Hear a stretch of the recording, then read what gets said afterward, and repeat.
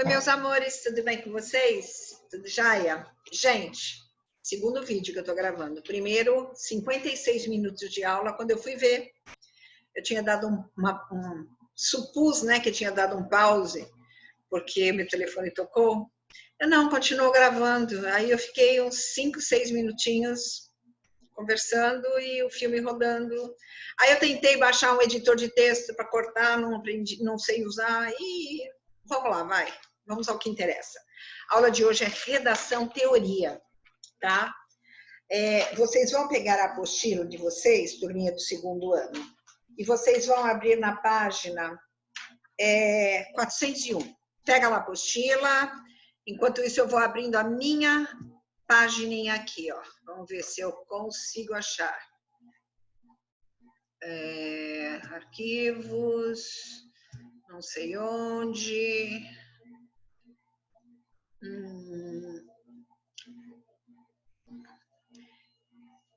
Não é aqui. Vamos ver, enquanto vocês pegam aí, eu tento aqui. Vamos lá, gente, vamos ver se eu consigo agora. Achei, pronto. Então, gente, é o seguinte. Aqui nós temos uma dissertação. É um exemplo de um texto dissertativo. Vocês vão falar, mas Virgínia, dissertação de novo? Sim. Dissertação é a redação nota 1000 no Enem, tá? Eu preciso que vocês dominem a técnica, porque o conteúdo não é mais da minha alçada, o conteúdo é por conta de vocês. É a cultura de vocês que vai fazer com que a redação tenha conteúdo. A técnica eu garanto que eu ensino, mas o conteúdo é por vocês, tá bom? Vamos olhar aqui. Nós vamos analisar os 4 parágrafos. Lembrando que uma boa dissertação tem 4 parágrafos. 4 parágrafos. 1, introdutório. 2, argumentativos, com argumentações distintas, não sobre a mesma coisa, não sobre a mesma ferramenta argumentativa. 2 argumentações, tipos de argumentações distintos. E o último parágrafo conclusivo. Nós vamos perceber nessa redação que há falhas e há acertos, e nós vamos analisá-las. Além disso, preste atenção, o parágrafo introdutório, o primeiro período do parágrafo introdutório é o assunto. Como é que eu começo esse parágrafo? Eu posso usar uma citação, que é o que ele fez. Eu posso usar um conceito explicando uma determinada palavra-chave que vai ser desenvolvida. Eu posso usar um dado histórico. Eu posso usar uma intertextualidade com um livro literário, né? Um livro na área da literatura.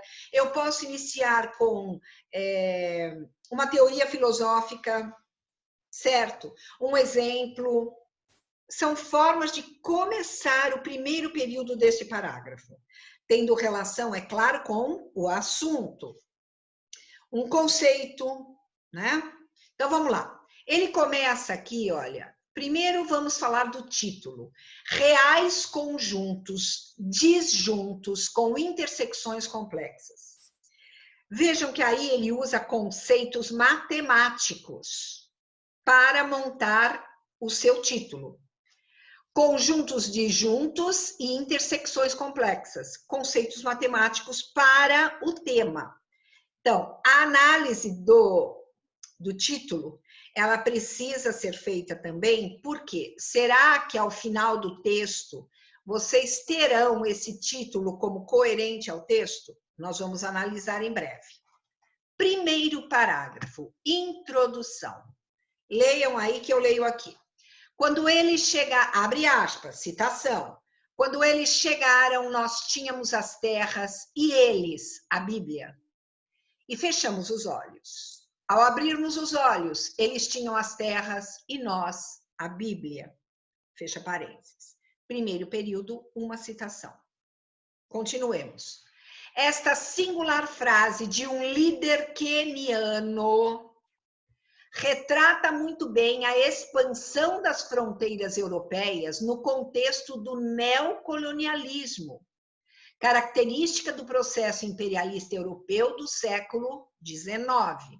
Ele está explicando a citação do queniano, do líder queniano, certo?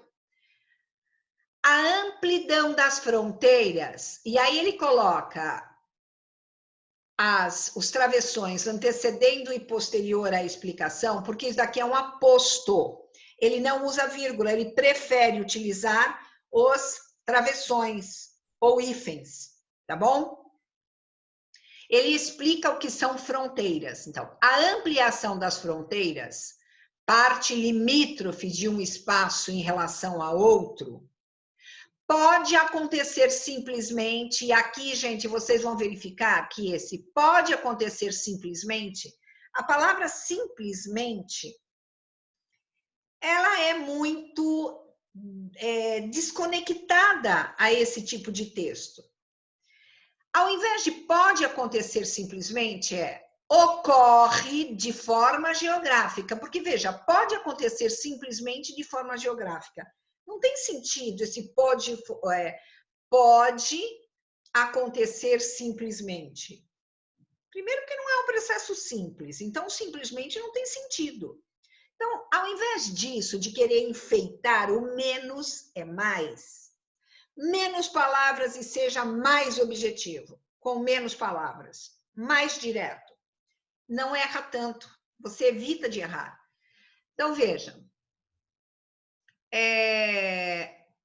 ocorre de forma geográfica, bem como a disseminação cultural, como bem relatado na frase do líder queniano, em que houve uma aculturação daquela população para fins econômicos. Agora o que vem, gente? O último período. Veja, o último período sempre, o último período do primeiro parágrafo é a sua tese. E de que maneira você monta a sua tese? A forma mais simples, direta e com menos possibilidade de erro é uma afirmação do seu ponto de vista. Aquilo em que você acredita. Existem outras, existem enumerações, existem comparações, existem interrogações. Mas a mais assertiva, gente, é uma afirmação que você vai provar esta afirmação que você está sendo contundente. Veja como ele fala. Mesmo com o intenso intercâmbio de informações velozes e a agilidade promovida durante a nova ordem global, qual é a globalização? Não existe uma quebra definitiva de fronteiras. Gente, aqui ele comete outra gafe. Se é uma quebra, não existe uma quebra definitiva de fronteiras geográficas e culturais, o que leva à permanência das mesmas fronteiras. Gente, se não existe uma quebra definitiva, como é que pode haver uma permanência? Seria permanente se ela fosse definitiva, mas ele diz que não existe uma quebra definitiva. E o que leva à permanência.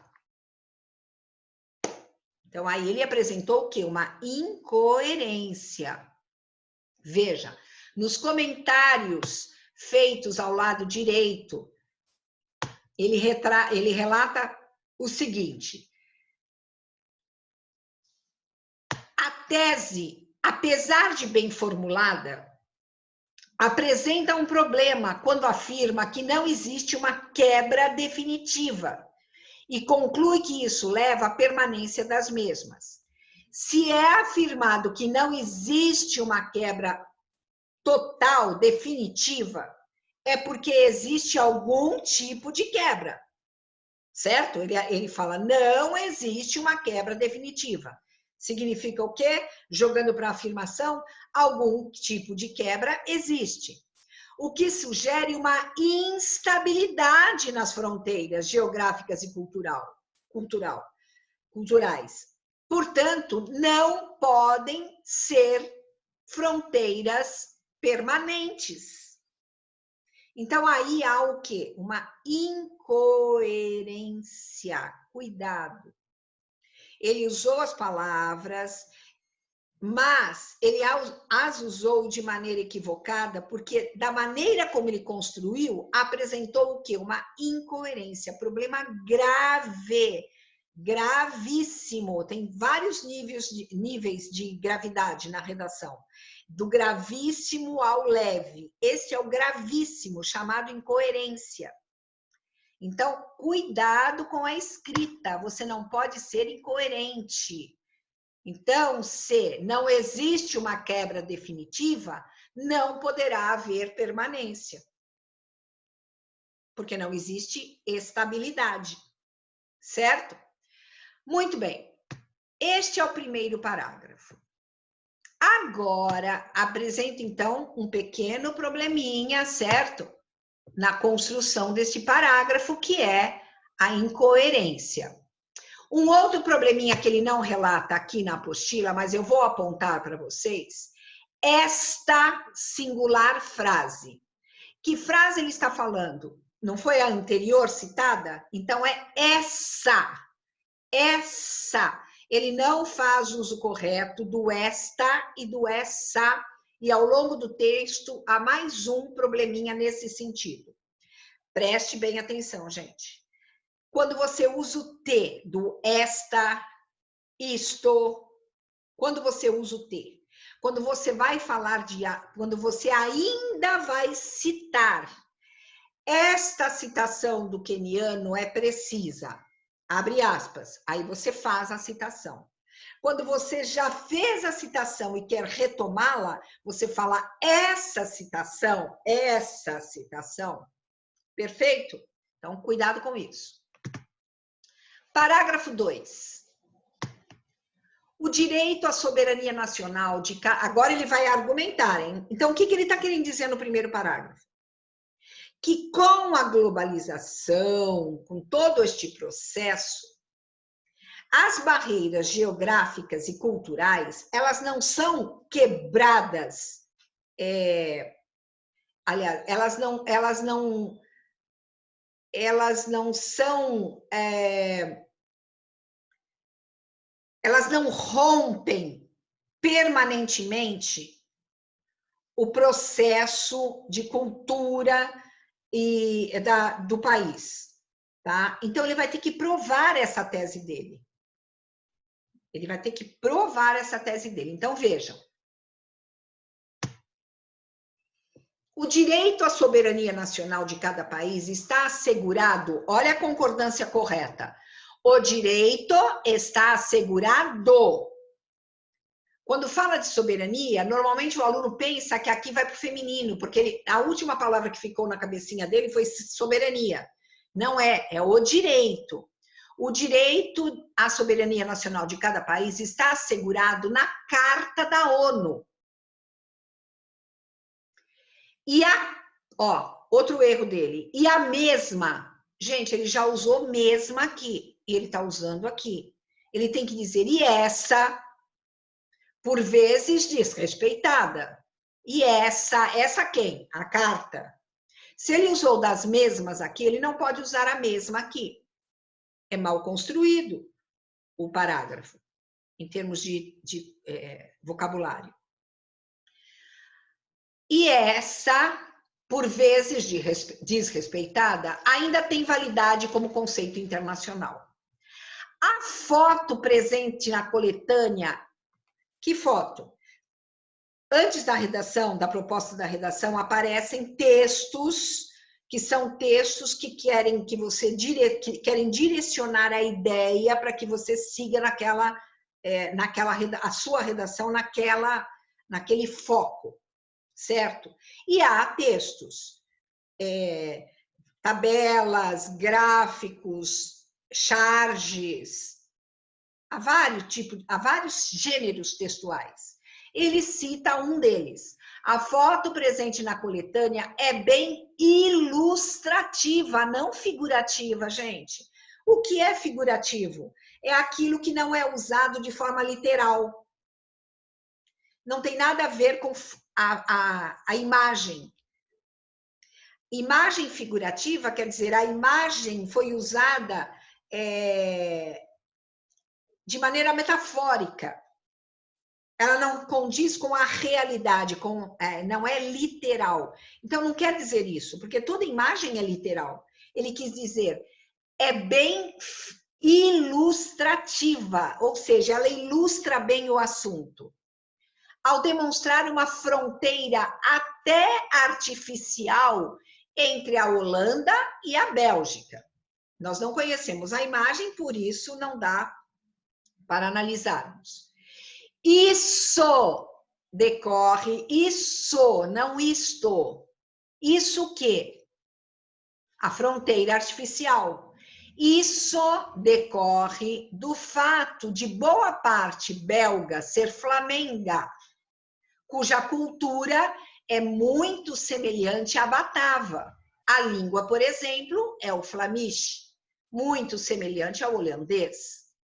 No entanto, vejam este período como ele começa. Ele começa com uma expressão opositiva, uma expressão que contraria a uma afirmativa anterior, tá? Porque ele vai apresentar aspectos que contraria essa afirmativa. No entanto, as fronteiras culturais se diferem das barreiras geográficas.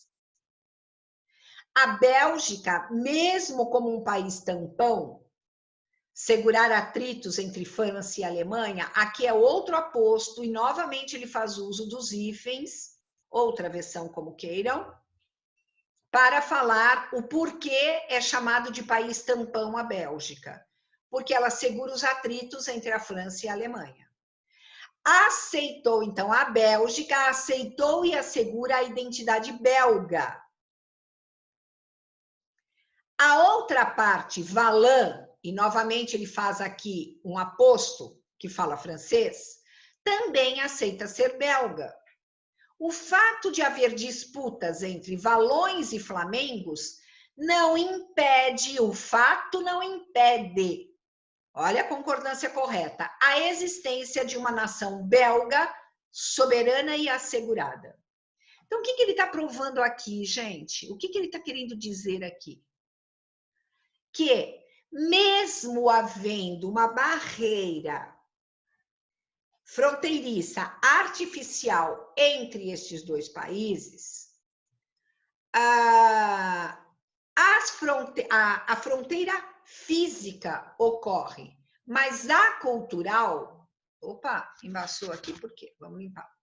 A fronteira física existe, mas a cultural, ele está querendo dizer, aqui, ó, a cultural diferem das barreiras geográficas, por conta do esquema da língua, ok? O que mostra esse primeiro argumento para o leitor que está examinando? Que o indivíduo tem cultura, item importante para você provar o seu ponto de vista. E onde ele adquiriu essa cultura, gente? Na escola. Provavelmente numa aula de história. Perceberam? Uma aula de história, uma aula de geografia, porque ele fala de fronteiras. Então, este aluno possui o que nós chamamos de cultura, e esta cultura é acadêmica, ele aprendeu dentro da escola. Entenderam? Por isso é tão importante que vocês assegurem-se nos conteúdos que vocês estão tendo no ensino médio, revisionais. As aulas de história, de geografia, de sociologia, de filosofia. Entenderam? Literatura.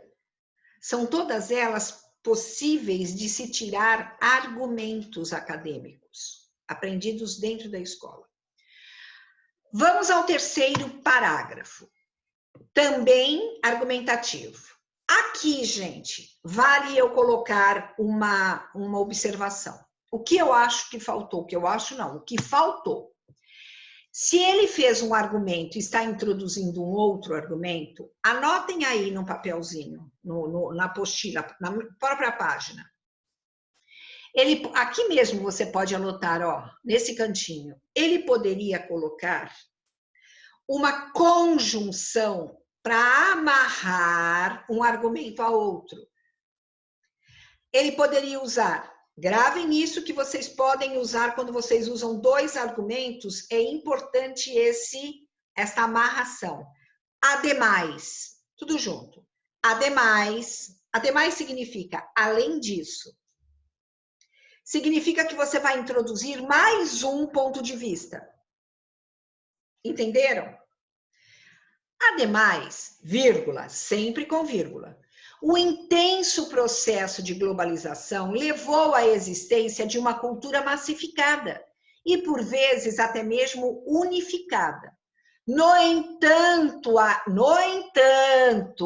ainda prevalece um certo regionalismo. Veja, o que ele está fazendo com isso? Olha o que ele está provando lá da tese dele. Quando ele diz que não há permanência, não há uma quebra permanente da cultura. Apesar da globalização, ainda se mantém a cultura própria daquele país. É isso que ele está provando aqui, ó.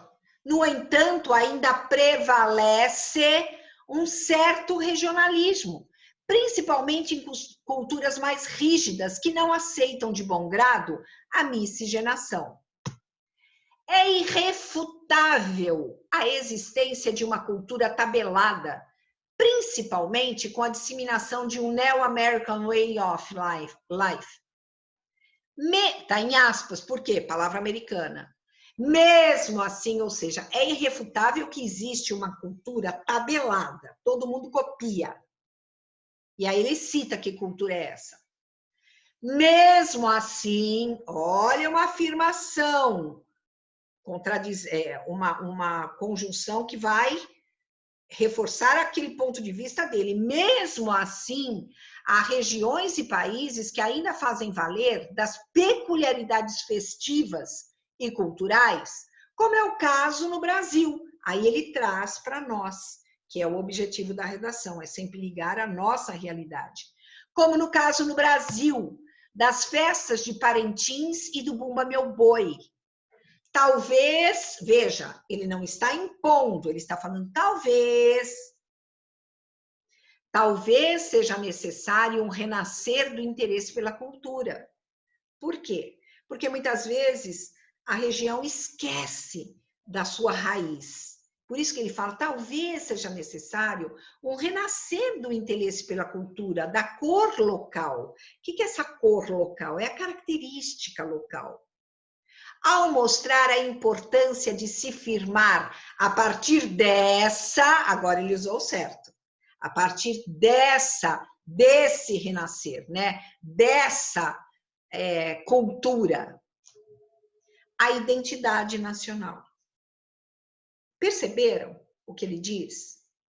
Que não existe uma globalização permanente, que apesar da globalização, ainda há raízes culturais próprias de cada região ou país. Aí ele vai finalizar. Para finalizar, gente, anotem aí, por gentileza. Há conjunções específicas, nós já vimos o ademais, que significa além disso, marque aí, ademais igual além disso. Pode usar direto, gente, em todas as redações que vocês põem dois argumentos. Sempre no segundo argumento, comece com ademais, vírgula. Ademais, tudo junto, entenderam? Muito bem. O portanto, aqui, vocês vão ler na crítica que foi feita aqui, na análise que foi feita, que é muito tradicional, não é inovador terminar com essa conjunção conclusiva. Ela não impacta. Ela não mostra muita coisa. Então, o que nós vamos fazer, gente? Nós vamos esquecer o portanto. Anotem aí algumas conjunções que vocês podem fazer uso. Em suma, ADESE, com 2 S's, tem o AD+, e tem o ADESE. Destarte, destarte. Todas elas significam, portanto, todas, mas elas são em suma, como foi visto anteriormente, de acordo com o que foi citado. Todas essas expressões englobam uma síntese. Então, de acordo com o que foi apresentado, de acordo com o que foi explanado, em suma, destarte. Ok? Se você não quer guardar o destarte, guarda em suma. Em suma. Ou, como foi visto anteriormente. Ou, como foi exposto anteriormente. Guarde essa expressão conclusiva. Fechou? Portanto, após analisar a questão, agora o que você tem que fazer na conclusão? Você tem que pôr a conjunção conclusiva e retomar a sua tese, retomar o que foi exposto anteriormente, de uma maneira genérica. Olha como ele retoma. Portanto, após analisar a questão após analisar a questão da soberania nacional e a globalização cultural, que ele apresenta onde? Onde? Ele apresenta no argumento 1. É possível concluir que as fronteiras geográficas e culturais permanecem. Ele fala isso na introdução, que ele fala, lembra que ele apresenta até uma incoerência, certo? Então, ele retoma a sua introdução, parte da sua argumentação nesta fala. Ainda que o intenso processo de intercâmbio entre as nações possa fazer surgir um chamado mundo sem fronteiras, é preciso discernir. O que é discernir? Compreender, saber definir. É preciso discernir até que ponto esse mundo de fato existe, este novo mundo, um mundo sem fronteiras. Aí ele afirma, olha como ele retoma a tese dele, agora ele retoma a tese. As fronteiras geográficas e as culturais muitas vezes formam, olha agora, conjuntos disjuntos, como é o caso da Bélgica. Olha o conceito do título, onde ele aplicou. Inteligente. Agora, ele faz o quê? Ele apresenta a proposta de intervenção. Ele usa a expressão deve-se fazer.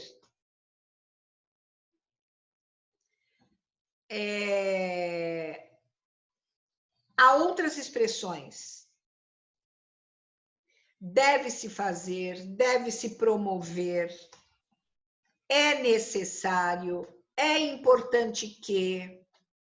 Deve-se fazer, em última instância, valer a frase do líder queniano para que a aculturação não ocorra daquela maneira. Ou seja, você perder a sua identidade. Veja como ele apresenta aquilo que ele colocou lá no primeiro parágrafo.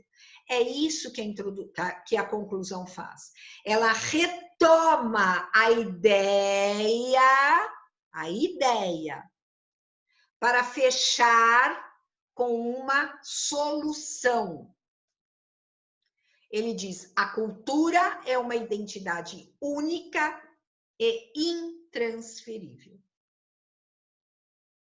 Então, o que ele diz? Que você tem que fazer valer para que não ocorra uma aculturação do seu país ou da sua região. Certo? A valorização da cultura. E aí, finaliza. Gente, vocês perceberam que foi feito? Eu falei, eu não li a análise, mas vocês olham na apostila, na página 401, 402, Parágrafo por parágrafo, ele faz uma análise. Análise dos acertos, análise dos erros, análise da expressão que ele utiliza e assim por diante. Qual o trabalho de vocês para casa? Vocês vão ler a página 403, que vai falar sobre o mesmo tema, que é fronteira. Ele será, gente, os textos, eles serão textos motivadores. Esses textos foi então, olha, é um tema proposto pela FUVEST.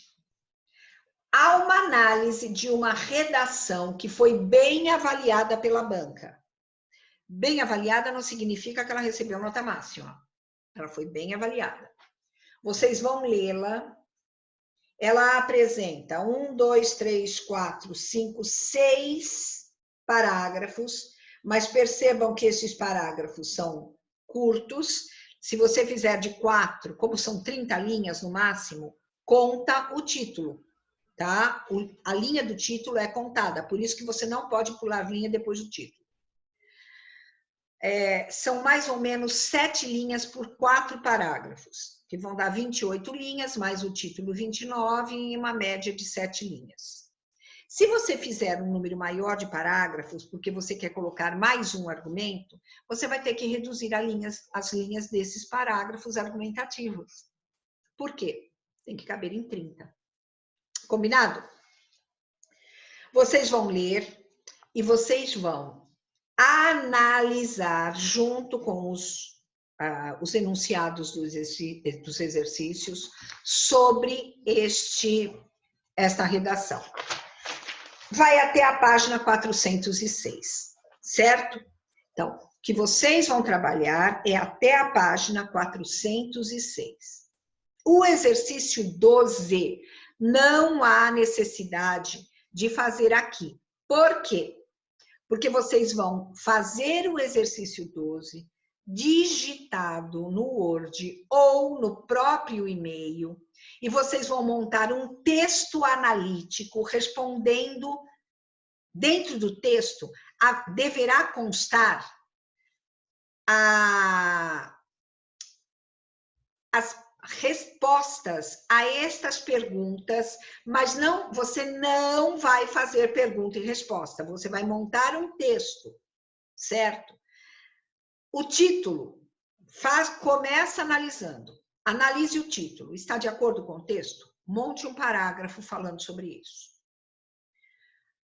A outra bolinha, segundo parágrafo. A tese está bem formulada? Faz a análise. Outro parágrafo. Os argumentos são consistentes, fortes, ou eles são comuns? Todo mundo sabe. Não prova nada para eu mudar de opinião. Eu, leitor. A conclusão está bem feita? Lembrem-se, vocês têm que se usar por base a análise feita na página 401, 402. Daquela maneira. Pensem dessa maneira. Houve expressões conjuntivas para amarrar o texto, adequação vocabular. Pensem em tudo isso. E montem um texto para mim de análise desta redação. Perfeito? Para você fazer uma boa análise, você tem que responder as questões que foram feitas pela apostila. Tá bom? Entenderam? Essa tarefa vai ser entregue por e-mail dia 22, impreterivelmente. Somente no dia 22, não me entregue antes, porque vai virar uma bagunça para mim e eu vou confundir. Outro detalhe muito importante, ponha teu nome no final da redação ou no início, porque o aluno coloca o e-mail, acha que eu vou imprimir, gente, não vai imprimir o e-mail. Eu preciso do nome e do número de vocês na redação. Não esqueçam, tá bom? Beijos, fiquem com Deus, até a próxima aula. Tchauzinho.